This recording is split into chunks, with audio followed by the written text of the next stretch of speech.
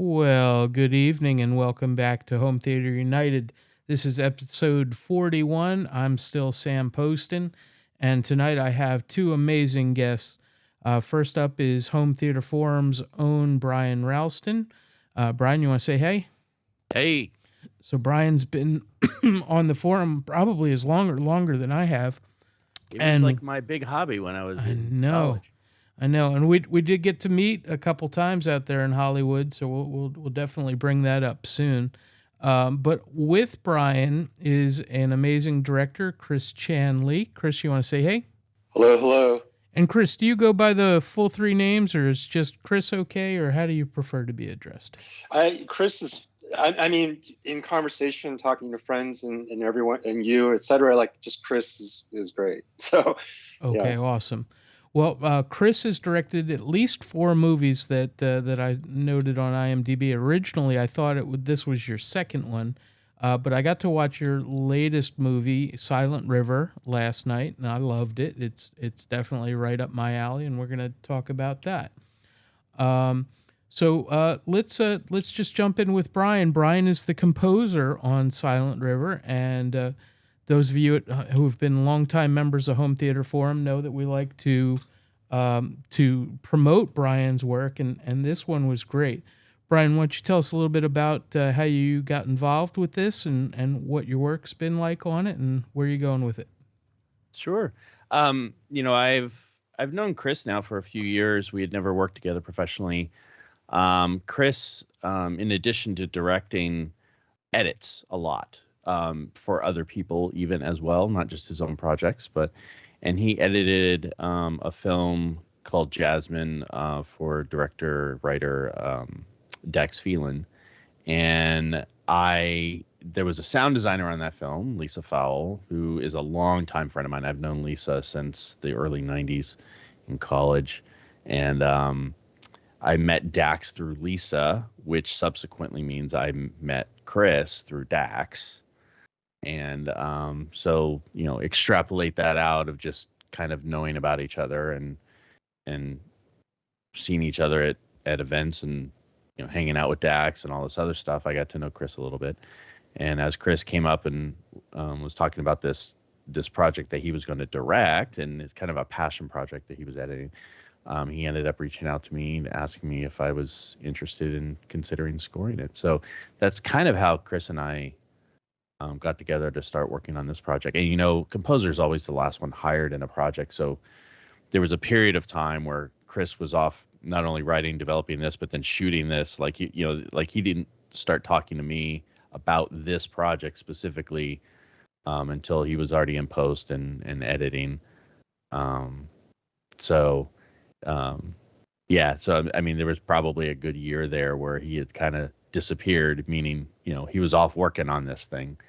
And that's how I kind of got roped into it. And once I saw the material and knowing Chris and his background and he's kind of a rock star in the Asian American film community.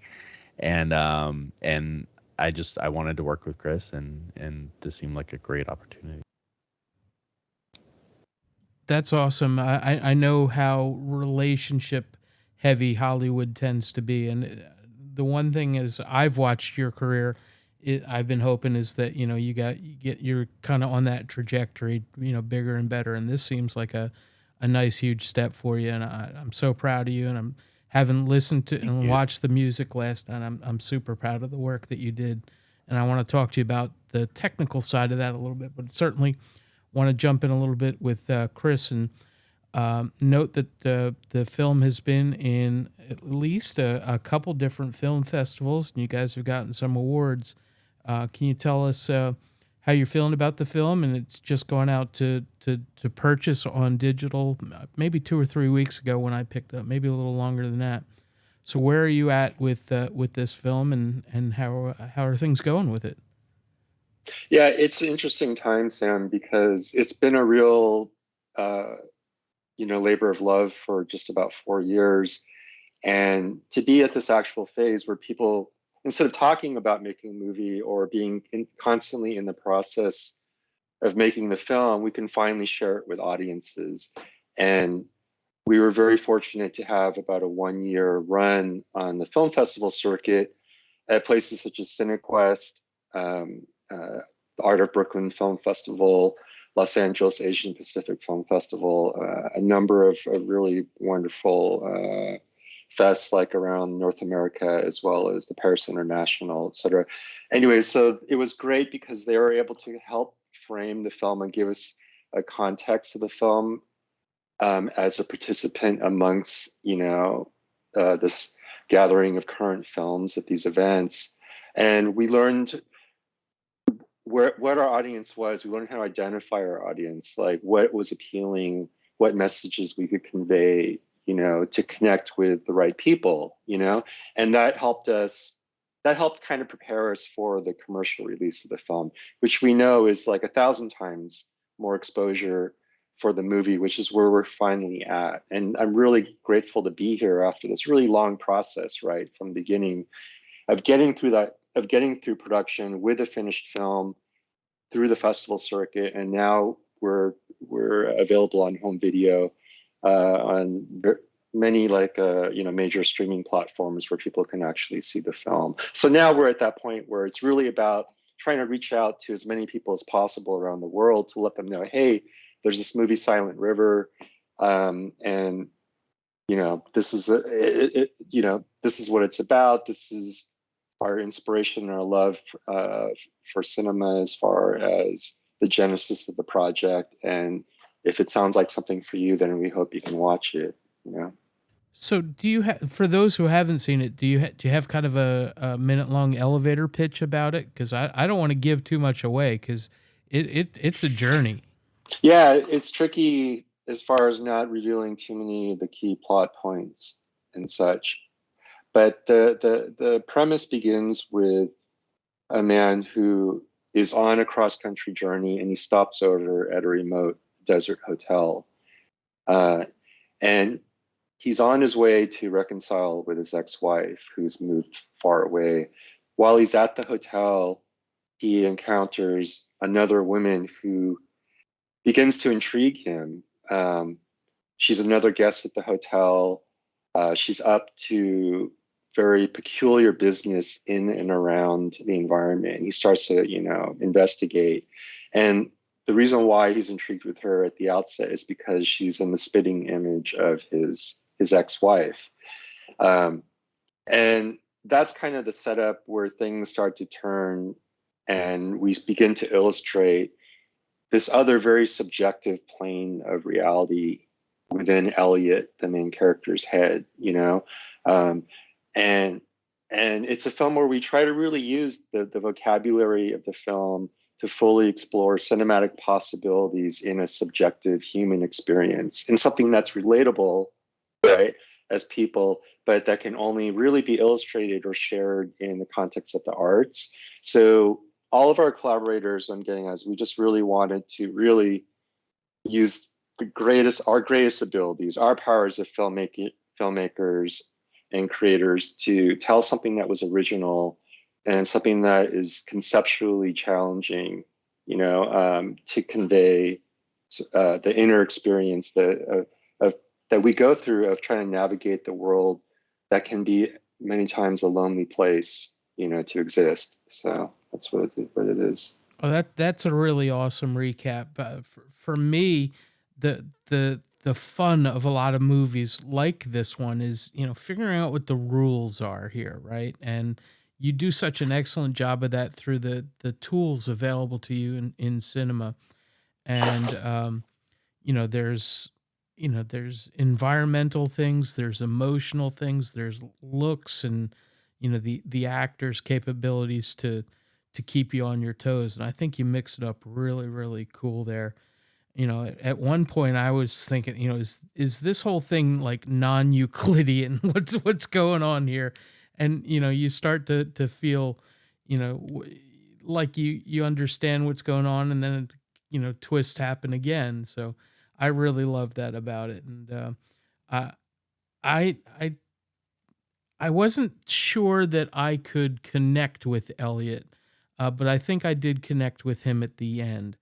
Mhm.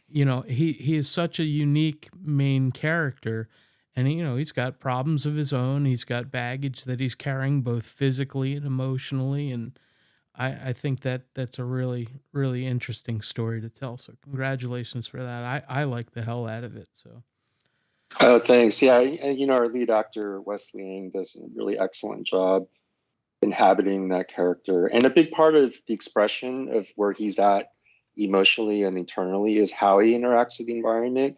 That's why in the beginning of the film there's so much expression in just how he's relating to the physical characteristics of his room, yep, in the yeah. hotel, as well as the layout of the shared spaces around the hotel and stuff. And that's actually where Brian's music plays a huge role as well, because you're right, it's not all about Elliot's character. It's Hmm. really about this whole world building that we do. Yep. And inherently, like, Brian's music is a fourth unseen major character in the Oh wow, film. yeah. Right. Yeah.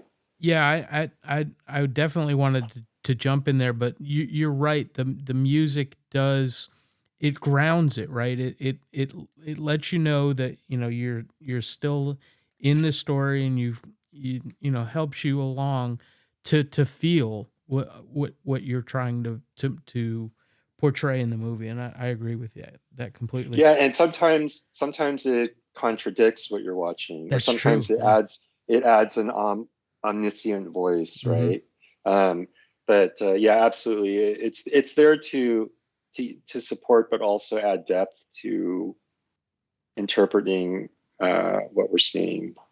So, I mean, maybe if Brian wants to chime in on that, I don't know. yeah, Brian, the music is very unique. I Thank you. struggle to try to to compare it to anything, and you use the 3D space available in a modern film really really effectively. So can you tell us a little bit about how you built that out, and not just the tools but also the techniques and what you were going for emotionally?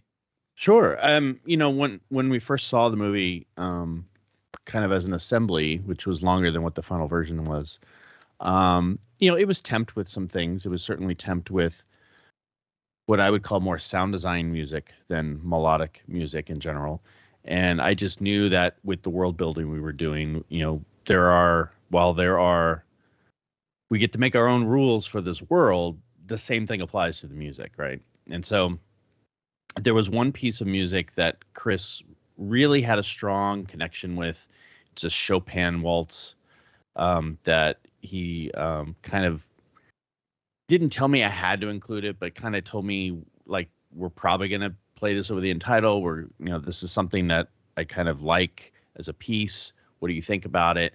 And so that got me thinking, one, let's use this Chopin piece as kind of the end point that we're going towards. And at the end credits of the music, the Chopin piece plays.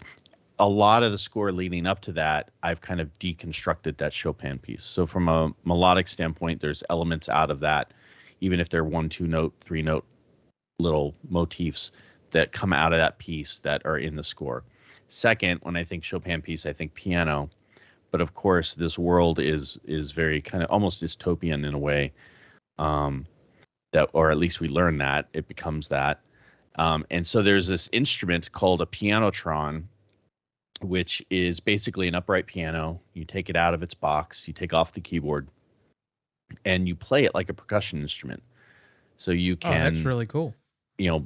bang on it and bow it and hit it and pound it with mallets, with your hands, with all this other stuff. It sits up, kind of year after year, getting out of further and further out of tune, which adds character to it. You hear the clinks and the creaking of the wood and everything. And if I were to go up and record that thing today versus 2 years ago when we did it, it would probably still sound different, because it changes over time.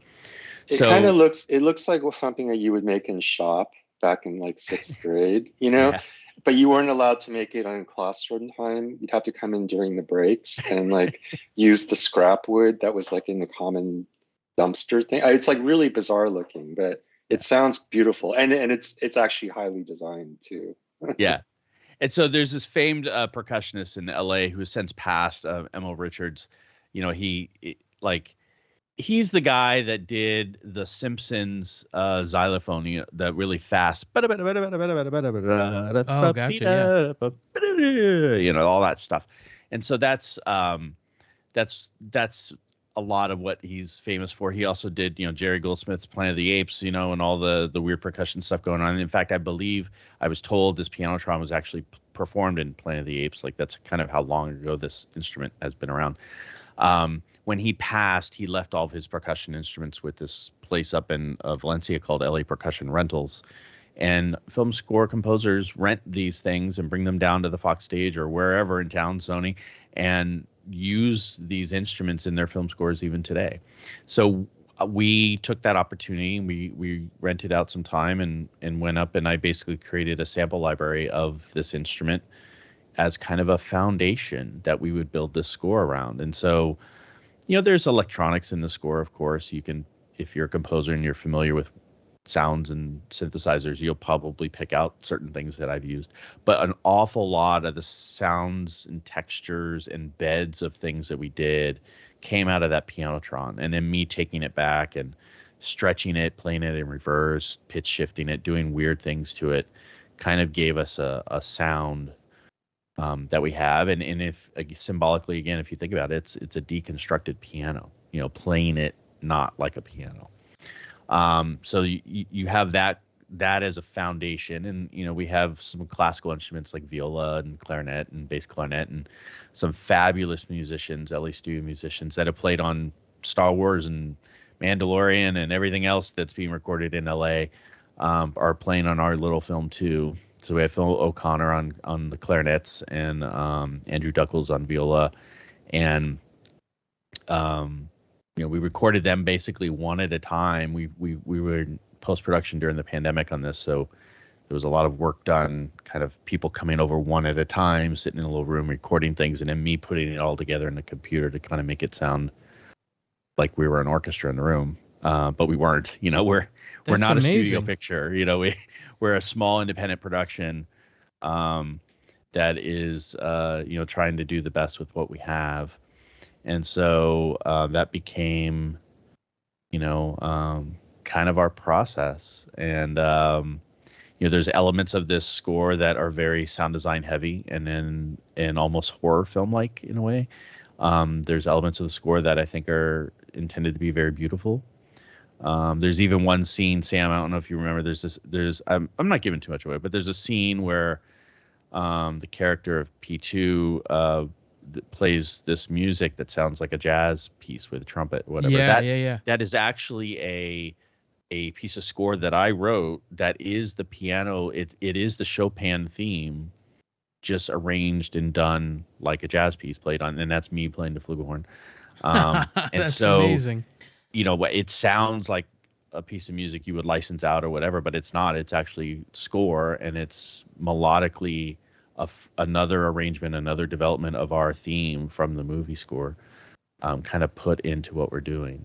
Although a regular person out there listening to that probably would not make that melodic connection with what we're doing because of just how I arranged it so differently. But for that scene, no, I didn't catch that at all. So that's really cool. So and it's just every composer is different in how they score a film, but it's just one process of going through scene by scene. Or I don't really do things in order per se. I tend to pick a couple scenes that I'm most inspired by and start there and kind of work out. And if there are elements throughout the score that are similar musically, I might jump around and hit all those at the same week that I'm making my way through. So I'm kind of in that same headspace for thematics of what we're doing or whatever. So that's really cool, and I'm glad that you brought up the using the percussive instruments for melodical themes and things like that. Because one of the things that I had noted was that I was catching bits and pieces that sounded like 70s horror films, and even back to like the Vincent Price horror films and stuff like that. Little stings of things bouncing out at you, and then the whole atmosphere would change for the different parts of the journey that Elliot's on. So that's really, really cool. Yeah. From a technical standpoint, and you mentioned that the film was mixed in 5.1 surround sound. That is pretty standard now to have Dolby Digital surround on a theatrical movie. Even though the film right now, lives in the streaming digital world, we do have a theatrical DCP print. This was made. We had a small theatrical in Los Angeles at Laemmle Theaters, and so this was mixed. You always mix for the largest thing you're going to do, and then you pare down from there as you go. So this was mixed for a full theatrical print. We have the ability to screen it that way, and we did screen it that way.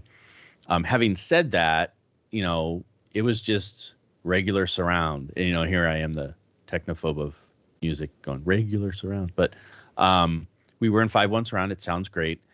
But we decided, and when we released a soundtrack for this with the music, I said, no one has a CD anymore. No one buys physical CD. If they, Apple computers don't even come with a drive anymore. Fair warning, that might be fighting words at home theater form. Yeah, well, hey, believe me, I buy everything on CD if I can. Okay. I have a CD, but that's like my life, Okay, but sure. most people don't.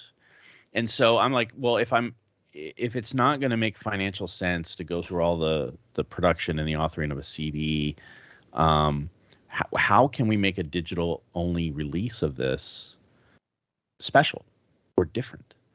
And so what we did is we took the original multi-track that we did for the score, and we actually remixed it all the way back from the original elements in Dolby Atmos. So if you go out and get the soundtrack on certain platforms that support it, so Apple supports it, Amazon supports it now, and Tidal supports it. And if you get the soundtrack, whether you buy it, which would be awesome, but also if you stream it through your $10 a month plan, whatever that is, and if you have the hardware that supports it, like you're running it through a home theater receiver, let's say, that has Atmos, or if you have the Apple Max headphones or something like that, and you're going through an iPhone or an iPad or a fairly recent, I think a recent Mac computer is required for the Atmos computer side, like an M1 Mac or something. But if you have the hardware that supports it and you stream that music, you'll get a full, real Dolby Atmos mix of the score, and it doesn't even exist that way in the film. It really only exists that way in the soundtrack, which is kind of cool. Yeah, that's really cool. I actually had to go look at the Apple specs after I watched it, and I was surprised to see that it was just 5.1, knowing that you had done the Atmos soundtrack release. So that's really cool. I was just testing this out for myself, but I went on to, I have an Apple TV in my studio, and it's all hooked up to play through all the big speakers and everything. And I played the soundtrack album through my Apple TV, through my, Denon home theater receiver in Dolby Atmos, and everything decoded awesomely. So, listening to this through the home theater receiver Atmos decoder, I'm like, yes, that works, because Nice. I mean, and it sounds great in AirPod Pros and AirPod Maxes and all that stuff too, which are kind of these immersive audio, weird voodoo magic that exactly. Apple does. Yeah, little bit of pseudo surround, right? I mean, exactly. They do a really good job of the imaging, but it's I can't say that it's not no substitute, but it's a different feel for sure. Yeah. So yeah. I'll take that as homework to actually try to compare the actual theatrical to the Atmos, because I've got the capability of doing that in both the bounce Atmos and true ceiling Atmos. So I'll give that a shot soon. Yeah. What's interesting is that Apple, there's a couple different Atmos specs for music, because we're at the forefront of this. It's actually a very, very new thing. And Apple requires that you deliver the Atmos files in the same spec that film theatrical mixes are in Atmos files. So there's another Atmos format that is pretty much just music. And but Apple wants the movie version of that, even for music delivery, which is interesting, and it tells me, they want you to play it through the Apple TV hardware, which is going through people's home theater receiver, which that also makes the music capable for going through that signal path as well. So I'm not a golden ear, but I will ask: Are these lossless files? Because it will matters to some of our nutters on home theater. So it honestly, we've delivered full wave, uncompressed wave PCM files, right? And in Dolby Atmos, they are full uncompressed. It's a .adm file. It's like a multi-channel wave file, basically. As to which streaming service uses what format, they take it from there, and then they all use different formats. So I think, I could be wrong in these, so forgive me if I'm wrong, but I think like Tidal uses FLAC, which is a lossless compression scheme still. Yeah. And then, Apple uses a couple different things. For Atmos, they use this like, it's like MPAC movie or something. It's this weird format file only for their high definition audio stuff. And I think it is considered lossless.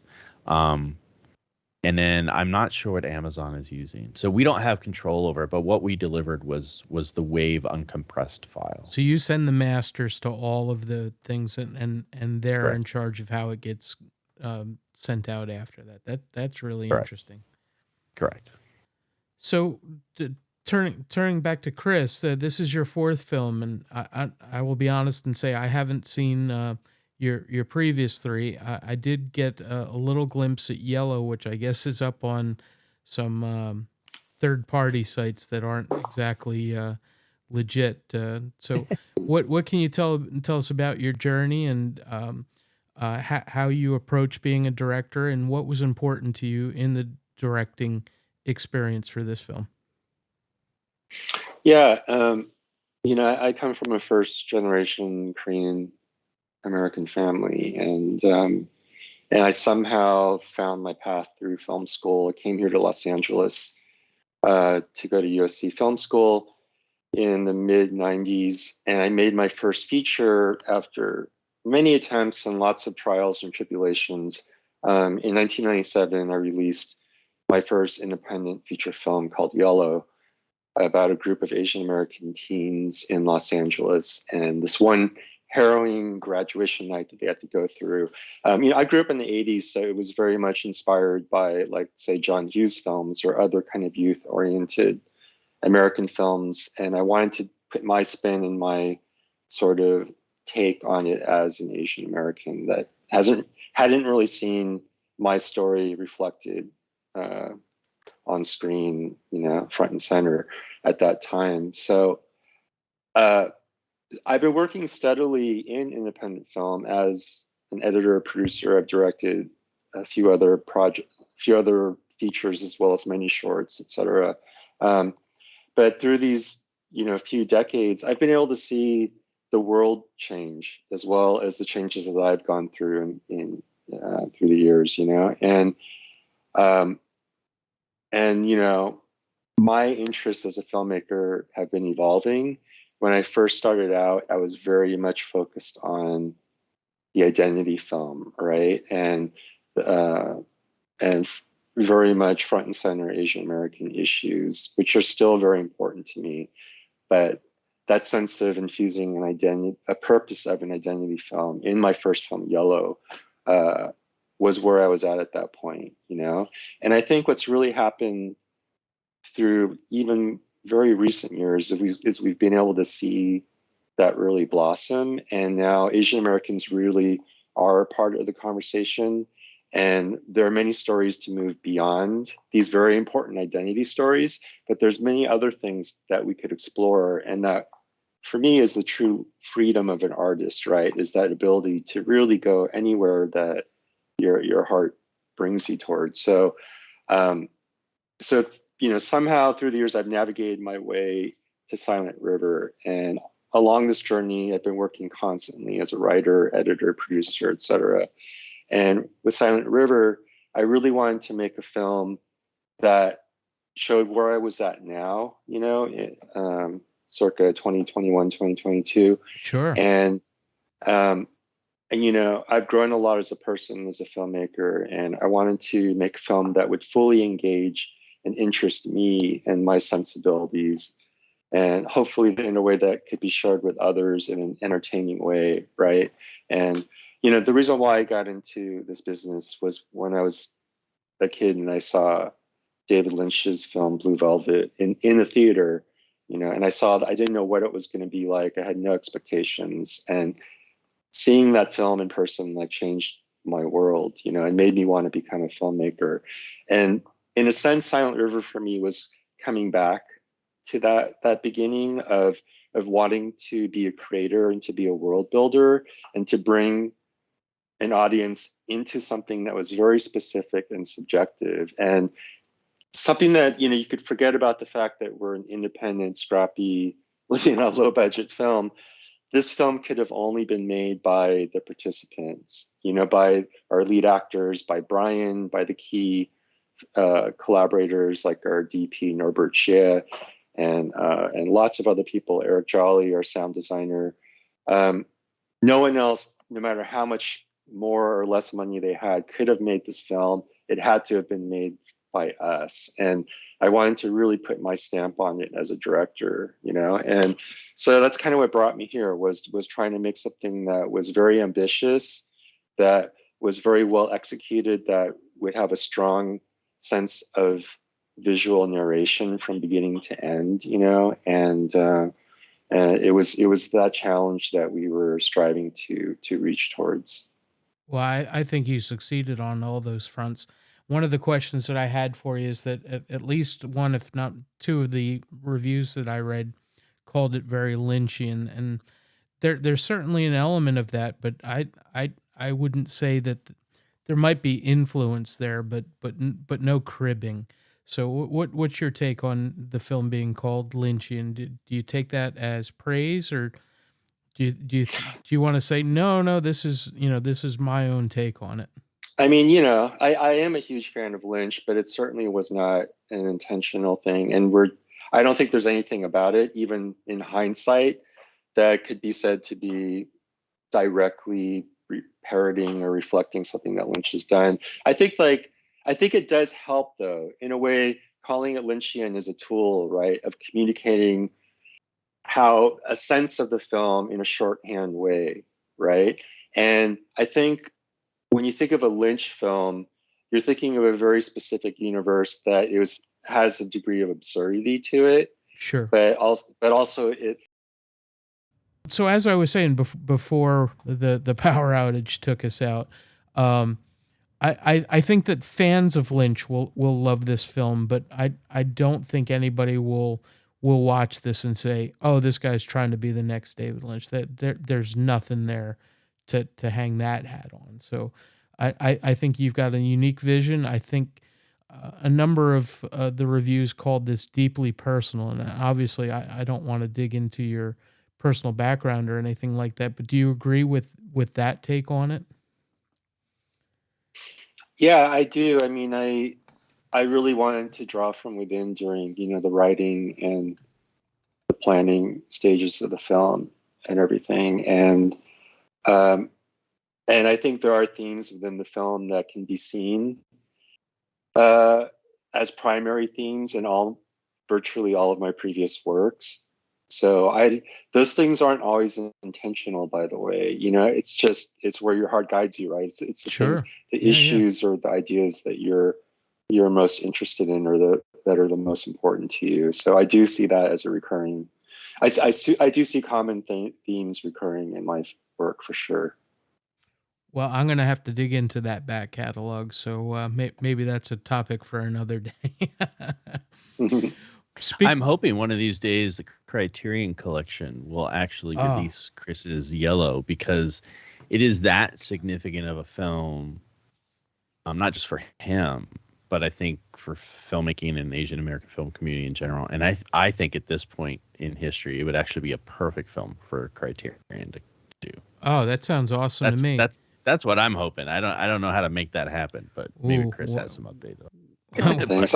I would love to do that. I mean, especially if we had the opportunity to go back to the original masters and such. And it would be a great time capsule because it's, on the one hand, the cast. It's the very first feature films of John Cho and Jason Tobin and many of the other excellent new young actors at that time, as well as veteran actors such as Amy Hill and Sunteko.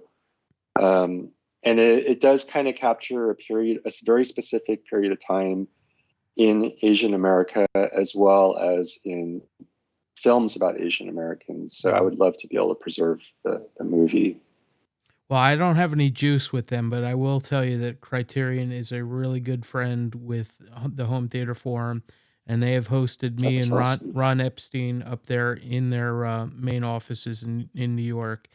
And if anybody from Criterion is listening, count this as another vote to dig into the back catalog of Chris Chan-Lee for sure. So I would dig into Absolutely. that. So thumbs up on that. Brian, talking about back catalog, before you started working on this, or maybe at the same time, you had a deep and abiding interest in being part of the Lord of the Rings on Prime series, and I, for one, was really pulling for you to be a part of that, and very sad that it didn't happen. But now that we've gotten through the full season of Lord of the Rings, do you have any thoughts on how that turned out and how theirs differs from the kind of direction you were hoping it would go? That has the potential to be a landmine can of worms, Sam. But I will say, I know the showrunners. I mean, I know JD Payne, and I my ability to even submit something to be considered to work on that show was probably the long shot of long shots, because when you're making $1 billion show, there's a very short list of people they're going to put in any department head position, Sure. Yeah. And so, but to even be able to create something, to have it be listened to and considered, I mean, I mean, how many people you think around can just submit something and get the showrunner to listen to it on a potential show like that? There's not many. So from my mind, the calculation of doing that was, look, it's an experience. Two, it's getting my music in front of decision maker and people. And even if it's not going to end up being what was meant to be for this show, all those people are going to go on to do other shows, including JD. And so, Chris, again, I would never ask an artist to give me the backstory on anything, but I'm really intrigued by the role of the stranger in the film. Can you tell me a little bit more uh, without giving away too much? Yeah, Sam, absolutely. I mean, it's tricky, so to not give away too much on this one. Yep. But I can tell you that a lot of the framework, the unseen framework, or the backdrop of the film is definitely based on mythology, like Mm-hmm. ancient mythology. Sure. And I think even just saying that is enough once you get a taste of his character and watching the film. Yeah. But certainly, like Dakota Loesch, the actor who plays the stranger in the film, I mean, he brings a lot of interpretation to that character. Really took ownership, in inhabiting that skin. Yeah, for sure. And Character that lives in sort of in this purgatory world, right? mm-hmm. This transitional world from our reality, our physical world, to something else. And he is right there. Yep. So Okay. yeah. Well, I appreciate the little peek behind the scenes there, because I would like a movie about just that character, because I think there's a lot more going on than gets let on in the movie. We were talking about that with, kind of in fun, but also it's a playful thought, is the backdrop of this world that we made does sort of lend itself to a series, Yep. Yeah. and because there are many threads in the story that could be followed or that could be expounded upon. So we do talk about that. Nice. So Brian, one of the things that I've been looking to hear more from you about is your podcast. I guess that's on hiatus now. Yeah, I used to do the Scorecast podcast, which was a film composer centric thing with composer Dean Ogden. Dean, many years ago, kind of was getting out of the film scoring scene and getting more back into his drumming. He's a drummer for David Foster and a lot of his Asian tours, and he's done a lot of drum replacement stuff for like Kelly Clarkson on recordings and everything. So Cool. that became more of his world. And he's like, being on a podcast talking about film scoring when I'm not really film scoring feels weird. And so he ended up leaving the show, which he started because he started Scorecast. Mm-hmm. And then I did a couple shows that was just me or just me with a guest host. And we didn't have the same banter Dean and I had. And then the pandemic happened, and then that's kind of an excuse to like, well, things are weird. Let's not do this. And, and then all of a sudden now we're 3 years later and almost 3 years later. And, we haven't had a show. So I think at this point, that you can still find those shows. They're still on, Apple Podcasts, and if you Scorecast online, I think if you search for Scorecast, you actually find like some golf show or something weird. but if you say Oh, that sounds like a Siamese.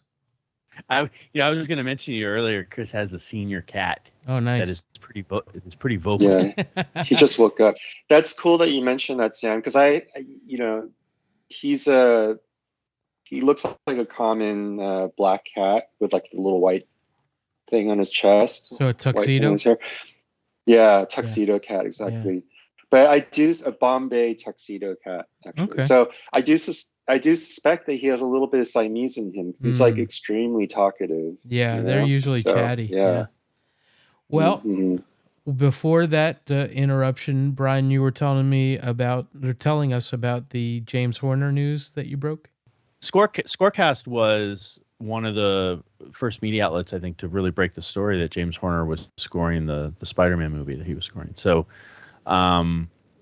which was cool. We didn't anticipate doing that. We were talking with Jim Henriksen about Avatar, and we just kind of said, Jim Henriksen had gotten to a point in his career where he was pretty much only music editing for James Horner, and so we just said, so Jim, what's next for you? What's on your docket? He said, they're totally off the cuff. It had never been announced anywhere in public. And he goes, well, James is doing the next Spider-Man movie, and we're doing it. And we're like, oh my gosh. Dean and I were like texting each other behind the scenes, and we're like, did he just break news? Like what? So we did our podcast, and it went out on Apple Podcasts and everything else, and it got picked up by like that's major amazing entertainment outlets that were like, James Horner scoring Spider-Man 2. And we're like, okay. So that was kind of, weird and cool for our show. I think that was the most listened to show we had ever done, and it was because it had been linked everywhere that we broke that news. Well, if you guys want to break any industry news here, I'm game. So it was a cool show to have been a part of and to have done. But yeah, I think it's kind of running its course. If I do podcasting again, which I'm sure I will, I would love to do a show with a different bent on it. Something about, I'm getting into producing now a little bit too. And I teach the business of film music at UCLA in their Extension University Entertainment Studies program. It's a class mostly for composers, but it's all the business side of things. It's not, not talking about writing notes. We're talking about contracts and promotion and working with agents and managers and all that stuff. And so I think I would do a podcast that's probably more centric to the business side of what composers and musicians deal with, and have guests on that are not necessarily other music people, but more like all the people that us music people interact with, lawyers and agents and all that. That's amazing. The idea for Home Theater United was to talk to all different kinds of folks in the business. And I really hadn't even considered talking to the money guys and the agents and stuff like that. But that sounds like a really cool angle on it. So I wish you the best of luck with that. Thank you. Yeah, that's kind of what I do in my class at UCLA, and every week we have a different industry guest. I'm so flustered. I don't even know where we were at. I'm sorry. What were we talking about? It was probably some podcast thing, but I think we're done with it. Okay. All right. So for those who aren't in the middle of this chaos, I keep losing power. So we're gonna skip to the next two final questions. So Chris, you're both the screenwriter and director here. What's it? And I guess you're doing some producing, and I guess you did work the financing and stuff on your own for this. How is it dealing with all of those different hats at once? Yeah, Sam, it is a lot of hats, and everyone on the show has been wearing many hats, more than you could ever hope or ask or expect them to. I mean, Amy Sang, our lead actress, was also the costume designer and played two roles in the film. Nice. And Wesley Yang was a producer on the film as well as the lead actor.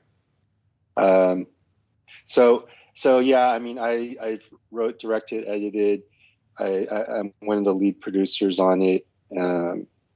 I don't even want to get into all the things I've had to do in post, but I've basically been supervising every aspect of it in post as well. And it's it's exhausting, but it's like you kind of know what you're getting into when you're doing an independent film, and that's why it's a hard thing to commit to. It's a hard thing to ask.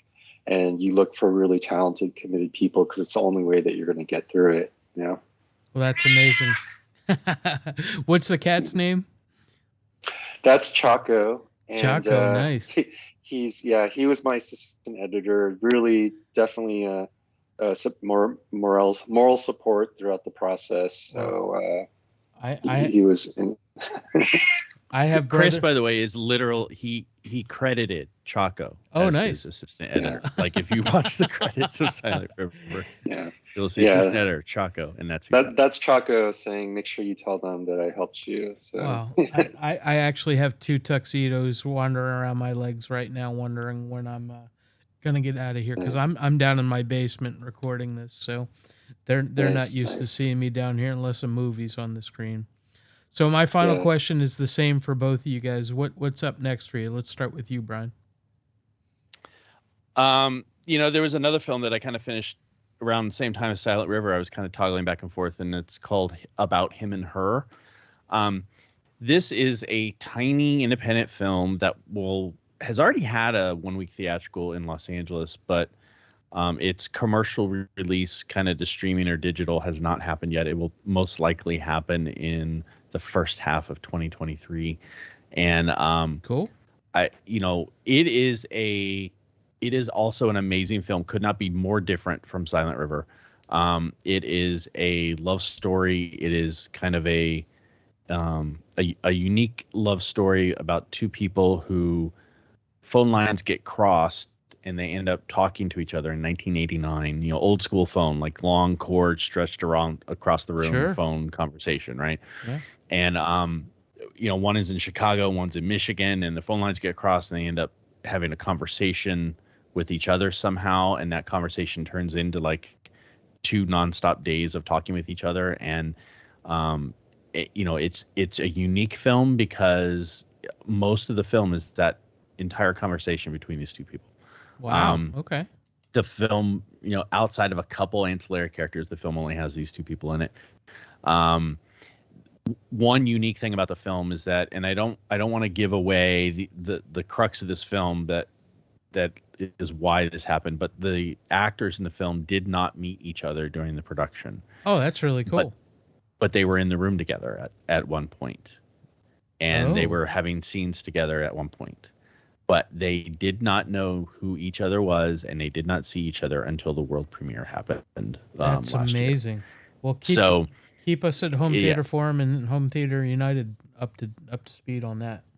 I will. It's called About Him and Her, and it is an amazing film that feels like a real slow burn, but by the time you get to the end of the film, I promise you, you will be cheering for these people and you will be in tears, and it still hits me, and I've seen it umpteen times because of working on it, and I just don't. It's like it's a happy movie. You just got to get to the end where it's happy. Okay. You gotta invest. Sure. Yeah. It's like, and you got to get in with it, and then by halfway through the movie, you're like, I'm in. Nice. And then and that's the challenge, by the way. And I know Home Theater Forum members will know this. The challenge is, it's so easy for us in the digital streaming world to not give a film and not give a film its time, because you get 5 minutes in and you're like, it's too slow. And you click because it's so easy to click. Yep. Whereas it used to be you would drive across town, take your date out to dinner, you buy dinner, you go to the theater, you'd buy your popcorn and soda to sit down, you'd sit down at the theater, and then the movie would start and it would be slow, let's say, but you're like, but we've already invested, like we drove across town, we're and you don't easily turn it off as much, right? Because you vested hours. Yeah, and don't forget the previews and the commercials. You skipped all that stuff. Yeah, exactly. Yeah, that's so like you invested in the movie, and therefore if the movie kind of, if it didn't suck you in the first 3 minutes, but by the end of it you're like, wow, that was different, or that was impactful, like you got it because you stayed to the end. And now, you're on Netflix and you're on these other movies. It has changed how movies are made, because I think filmmakers now, they, it's too easy for us to click off and to not invest and to not give into films that kind of fall out of what is considered normal for film storytelling and everything else. It's like if it doesn't hook you in 5 minutes, it's like, next. So I know Home Theater Forum is a great audience for this, but I encourage you, when you seek out independent films and different films and films that are trying to break the mold, invest your time in it, and usually it will pay off in much different ways than a Marvel movie will, which it's got that chase scene within the first 5 minutes and all that other stuff. So I back you 100%. That's why I was saying to Sam at the very beginning, we were talking, it's like, thank you for watching this film. Thank you for spending 2 hours of your time when you watch Silent River, because, or about Him and Her, for that matter, if you watch that film, because we have so many things vying for our attention these days, our devices, like, and everything, like, it takes quite a commitment to just sit down and like spend 2 hours or 90 minutes on one specific thing. Yeah, 100%. And I've gotten that ADHD kind of thing going on, with games pulling, books pulling, movies pulling, music pulling, real life pulling. So I tip my hat to anybody who's able to build something that they're, that is a part of them, so that's great. And you were thanking me for watching your film, but it was time well spent, and I really enjoyed it. So what's next for you, Chris? Well, believe it or not, there's still some things that we're wrapping up with Silent River, because we're still working on spreading the word about the film. Since it's in its first several weeks of release. By the way, if you want to know more about the movie and where you can find it on video on demand, you can go to silentrivermovie.com. That's our website. And there's a now available link from the front page where you could see the various outlets. We're on like Apple TV. You can get it on Amazon, Comcast, a bunch of other places. So it's a good place to find info. Silentrivermovie.com. And after this, Sam, I am hoping to take a short break and then make my next movie, or possibly do some series work or something. But I have some ideas, or in fact, I have some scripts of the next project that I'd like to make, and would love to start this process all over again, hopefully with more resources on the next one. Well, that's awesome. When you're ready, please keep us in mind, and we'll definitely get the word out and cheer you on from the sidelines. I gotta ask, because the Home Theater Forum guys will hit me with a pitchfork if I don't ask. Is there any plans to have a physical release? Yeah, actually, we're still exploring what's going on as far as Blu-ray and such, but you can get the DVD, um, on Amazon right now, the physical disc, and Okay. I think it will be available at some retail places yet. I'm not sure what shelves are carrying them yet, but it's being released through Gravitas Ventures. So right now, you could go to Amazon, look up Silent River DVD, and it'll be there. Yeah. Nice. Nice. I know that we've got folks that will definitely prioritize that physical release, so that'll That's make them awesome. happy. Um, well, I thank you guys both. You're willing to give me a couple more minutes and play a little game here? Yeah, let's Yeah, do why it. not? Why not? Awesome, awesome. Well, regular listeners of the podcast will know that every time we get new guests on, we like to ask them to play a little game with us called Good, Bad, and Ugly. Good, Bad, or Ugly. And today, our two guests have made their picks. They've slogged through at least 4 different power outages here, so I appreciate that. And who wants to go first? I'll go. Why Okay. not? Okay, Brian, what you got? This is probably a biased choice because I think Chris was involved in this. So, but he was not director. It's not one of his films. A film called Jasmine. Okay, and so based It on was released by Indican Pictures. okay, and which is a division of Lionsgate, basically. It was 2016, I think, is when it came out. 2015, it was kind of doing its festival run and all this other stuff. It stars Jason Tobin and Byron Mann is in the movie. It is a thriller for sure. Okay. Shot in Hong Kong. Oh, okay. So all right, don't give too much away now, Brian. All right. But I have not seen the film. I'm assuming that Chris has seen it many, many times. But based on what you know about Brian, do you think he found it good, bad, or ugly? And I think there's only one obvious choice here, Chris. I think it's pretty obvious. I mean, Brian did sound like he's vouching for the film, and I think it is I'm really grateful to be involved with it in a certain way. But huge props to the writer director Dax Phelan. That's his first feature as a director. He's produced and written many other films, and I think I could vouch for that film just because it has a really compelling vision behind the storytelling. It feels kind of Hitchcockian in a way, and the performances are excellent. There's a lot of sort of minimalistic drama that's created because it has a very sort of vibrant quality to it, So that's a good one. Yeah, I'm down with that. All right. Although I am biased, so Yeah. I'm unbiased, but I am a prognosticator here, so I'm gonna say that Brian also found it good. What's the scoop, Brian? That would be correct. Okay. So, what did you like about it? There is, as I put it. Now, this is me interpreting, so this is not everybody would say.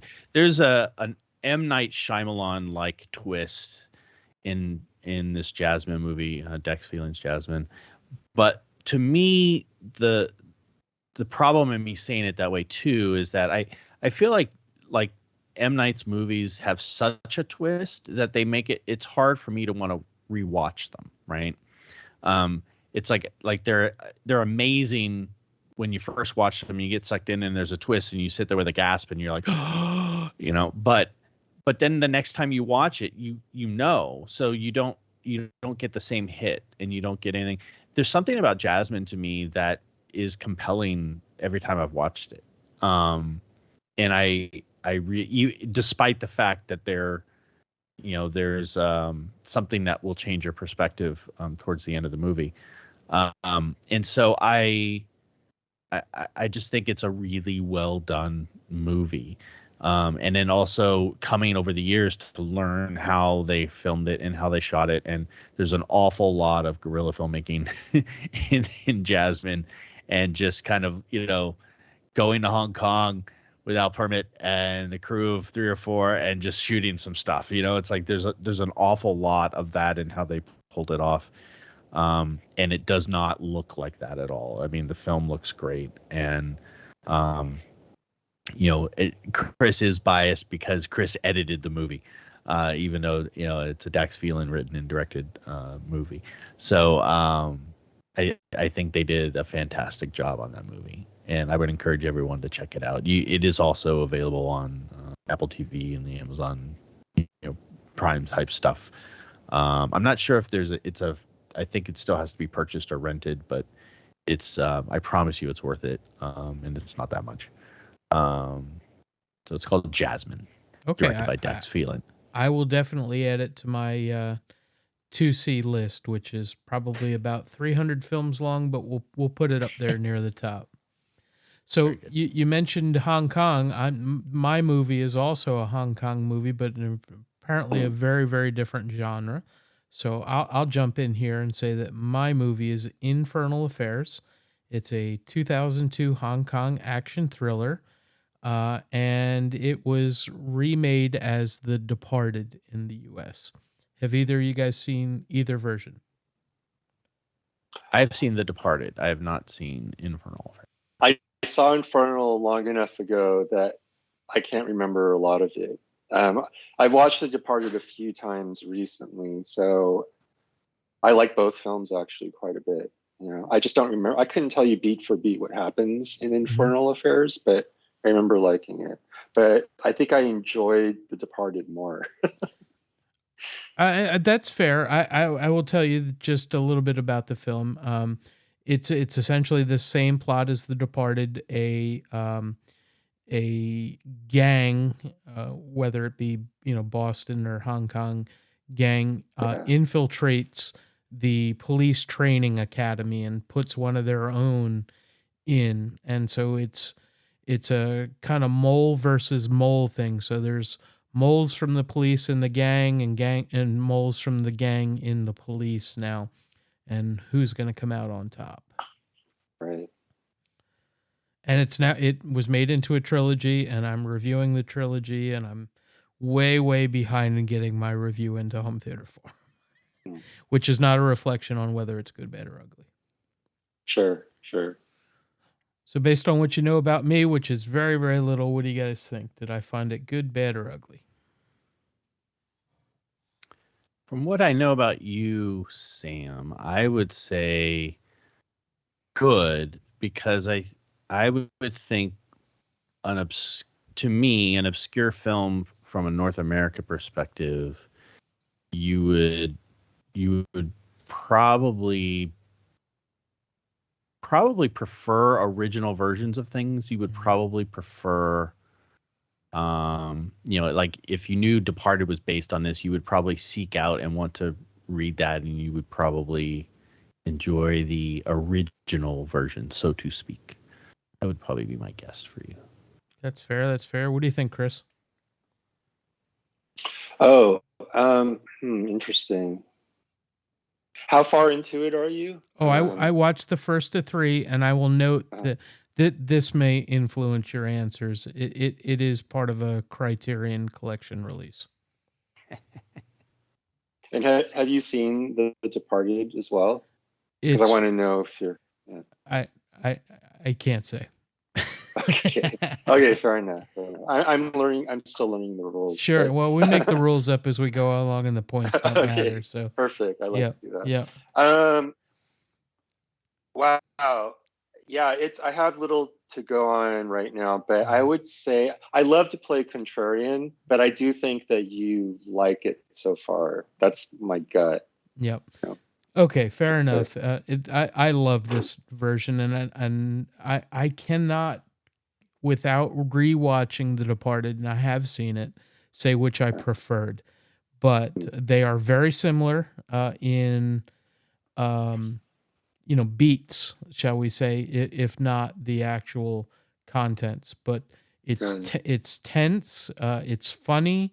It's got good action, and it spawned a whole genre of a different flavor of the Hong Kong action movie thing Mhm. that we know so well. So I like it and recommend it.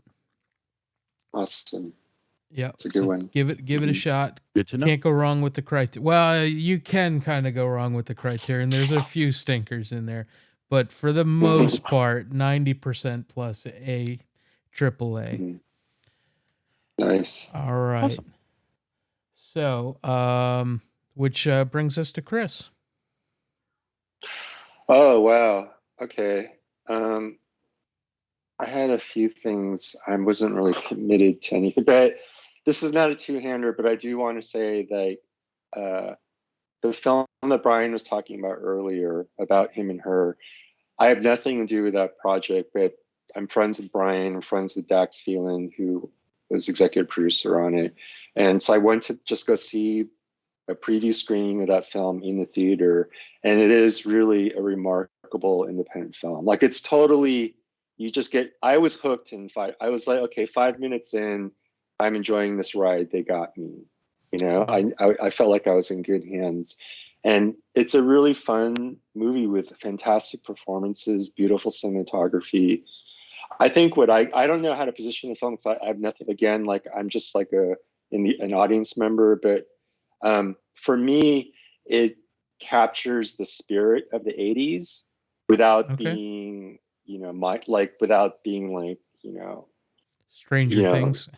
cut off or whatever. Yeah, like it's just like very sort of aware and present in terms of like where we are now, and but there's sort of there's an innocence to this young love, this the possibility of young love, and you just really get into it, and the performances are incredibly charming. Okay, so I have one that everyone has seen because I don't know exactly the more recent ones. I'm not really ready to talk about, but this is a film that basically everyone has seen. So um, everything, everywhere, all at once. Okay, so I will note that I just reviewed this for Home Theater Forum.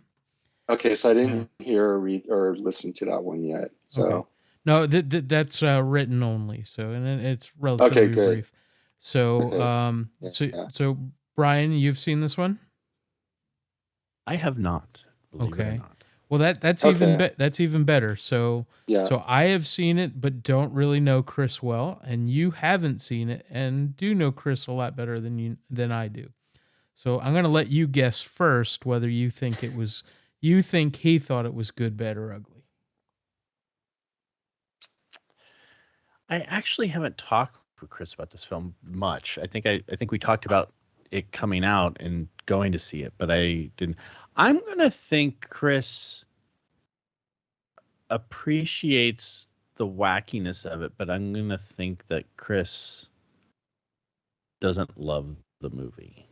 But I don't think he hates the movie. I think Chris actually finds something to like about a lot of movies. Hmm. But I think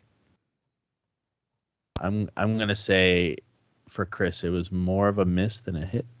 Okay. If So if I'm not trying to play both sides of it, but wow, because I was trending towards saying that this was a home run for Chris. I did love everywhere all at once, and I was on board with the absurdity from the start. Um, and it too has a good soundtrack. It's beautiful, has an amazing cast, but it does hit emotionally where people might not be expecting it to in the end. Hmm. I'm still gonna go with good. So where are we, Chris?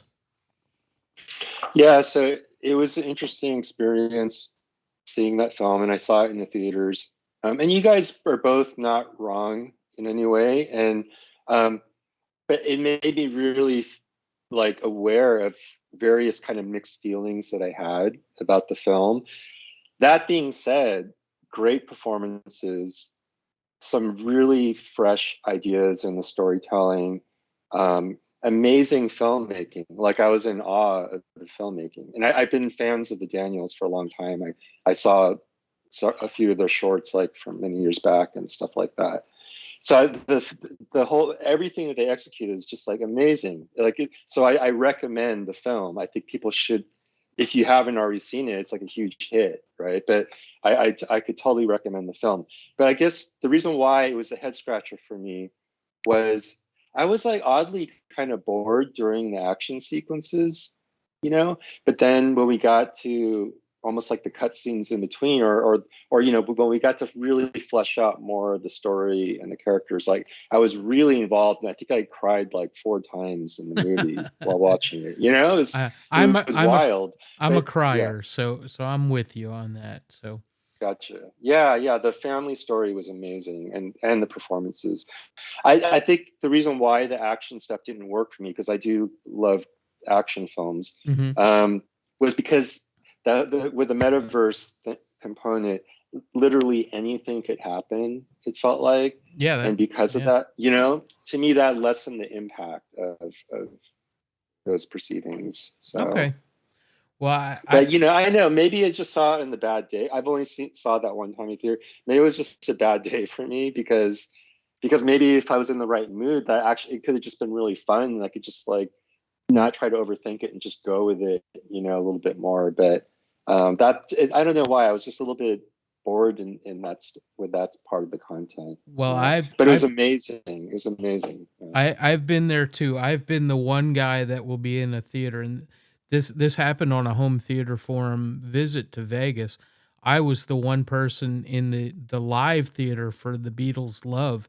I was like, this is the worst thing I've ever seen, and everybody's cheering and dancing and going along with it. And I'm going, I hate this. I hate it completely. Yeah. So I know how that can pop up for you. So give it another shot. Gotcha. Yeah, and that's an extreme case because, like I said, Yeah. I do think it's an amazing film. Yeah. It's just I wish I don't know why I just had certain reservations, and I found it peculiar with something that was so polished and well executed. You know, so Yep. it was a weird. Usually, I feel like strongly one way or the other, 100%. So. Well, that's really cool. I appreciate your perspective, and I want to say thank you to both of you guys for joining me tonight. This has been an amazing conversation. I've learned a lot. I'm really looking into digging into your film history, and I wish you all the success with this film. Hopefully, it makes it to to bigger and bigger audiences as time goes on. And if nothing else, I can say I really, really loved both the story, but also the sound and the sound design. And you guys hit it out of the park with that. So, Brian, well done. Chris, well done. And count me in for the rest of your journey. Thank you, Sam. Thanks, Sam. Well, any final words as we head on out of here? Things that you want folks to look at, or happy holidays, everyone. I mean, go watch some good movies. Support independent film. Yeah, support independent film. If we're gonna want to have studios and even non-studios take risks on stories and things, they've got to see that it's financially advantageous, and the way to do that is that we go see them. We go into the theater and we see them. We buy them, we invest in them, and otherwise we're just going to get a bunch of superhero tentpole movies because that's what makes money. So it's, support independent movies, support movies, that are not Marvel movies. I love Marvel movies, but there are other movies. There's so much more to life than superheroes. Exactly. Yeah. Exactly. Chris? Yeah, thanks everyone for your time. Happy holidays, and I totally have to agree with Brian. Like, please support independent film, and the very nature of having us here as guests is doing so. So I appreciate this very much. Yeah. Awesome. Well, I really enjoyed this. I really enjoyed your film, and I look forward to more. So thank you both, and we'll see you all next time. Night. Bye. Thank you. Bye.